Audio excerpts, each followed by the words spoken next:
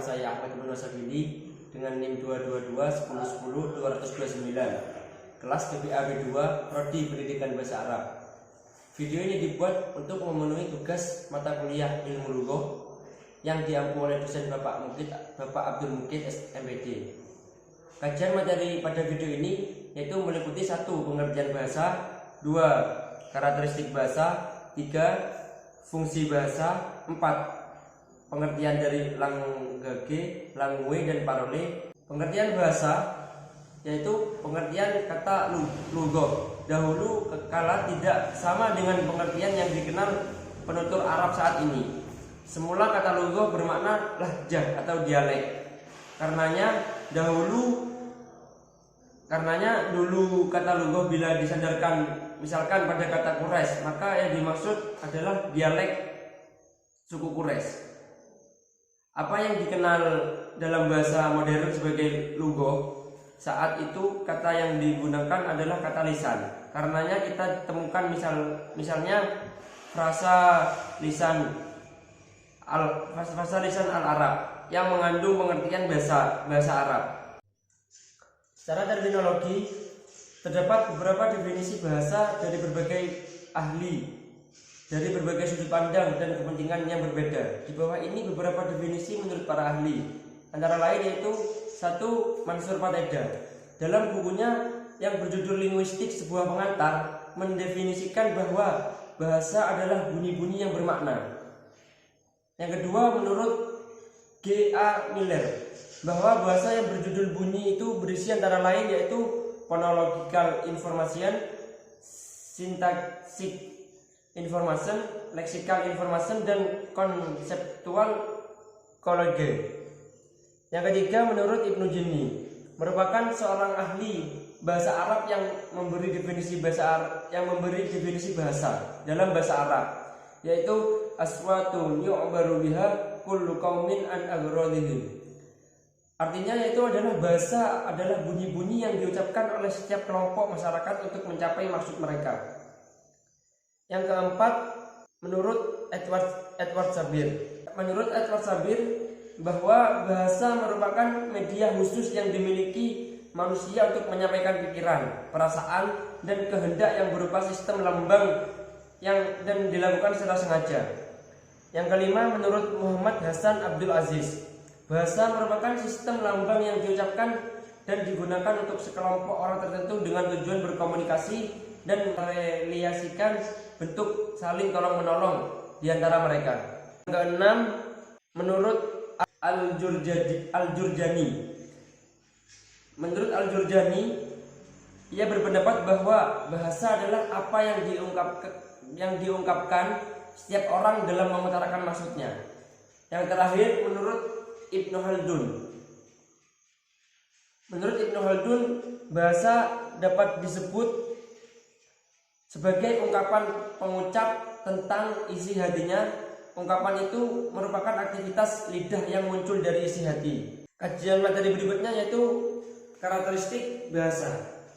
Karakteristik bahasa ada 7, yaitu yang pertama 1. Sistematik, artinya diatur oleh sistem. Yang kedua, manasuka atau arbitrer, dipilih secara acak tanpa alasan, tidak ada hubungan logis antara kata-kata sebagai simbol dengan yang disimbolkan. Yang ketiga yaitu ucap atau vokal, atau yang dijelaskan itu media terpenting adalah ujaran atau bunyi-bunyi tulisan. Yang keempat yaitu simbol, artinya mengacu kepada suatu objek dan hubungan antara simbol dengan objek bersifat manasuka. Yang kelima, manusiawi, manusia adalah makhluk yang berbahasa, sedangkan hewan tidak termasuk makhluk yang berbahasa meski ia mampu memproduksi bunyi. Yang keenam yaitu komunikasi. Bahasa adalah komunikasi, dan komunikasi merupakan alat atau cara untuk berinteraksi. Yang ketujuh yaitu mengacu kepada dirinya. Bahasa memantul kepada bahasa itu sendiri. Bahasa dapat disebut bahasa apabila dapat digunakan untuk menganalisis bahasa itu sendiri. Adapun poin selanjutnya yaitu fungsi bahasa. Fungsi bahasa terdapat 6 fungsi bahasa, yaitu 1. Fungsi interaksi sosial, dalam arti bahwa bahasa itu alat interaksi sosial, yakni untuk menyampaikan pikiran, gagasan, konsep, atau juga perasaan.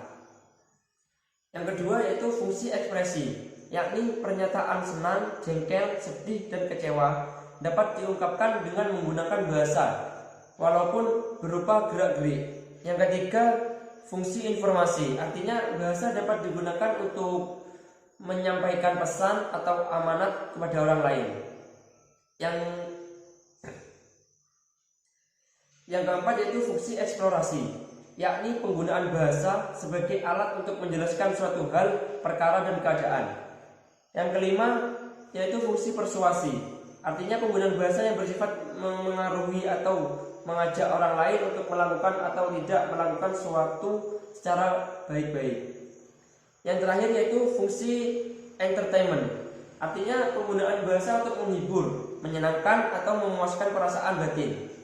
Adapun poin selanjutnya yaitu pengertian langgage, langue, dan parole. Dalam linguistik, arti bahasa dibedakan menjadi 3 dengan meminjam istilah dari bahasa Perancis, yaitu langgage, langue, dan parole. Langgage atau alugoh adalah bahasa atau sarana yang digunakan manusia untuk berbicara dan berkomunikasi dengan sesamanya. Binatang juga mempunyai cara sendiri dalam berkomunikasi dengan sesamanya, yaitu dengan menggunakan apa yang disebut dengan sinyal-sinyal bunyi, seperti misalnya jeritan, gonggongan, dan sebagainya. Langue atau alisan, yaitu walaupun setiap manusia mempunyai cara tersendiri untuk berkomunikasi atau dengan menggunakan organ-organ bicaranya untuk menghasilkan bunyi atau yang kemudian dinamakan bicara, tetapi bunyi sebagai lambang atau tanda verba tersebut berbeda-beda dikarenakan manusia tidak tinggal di satu komunitas.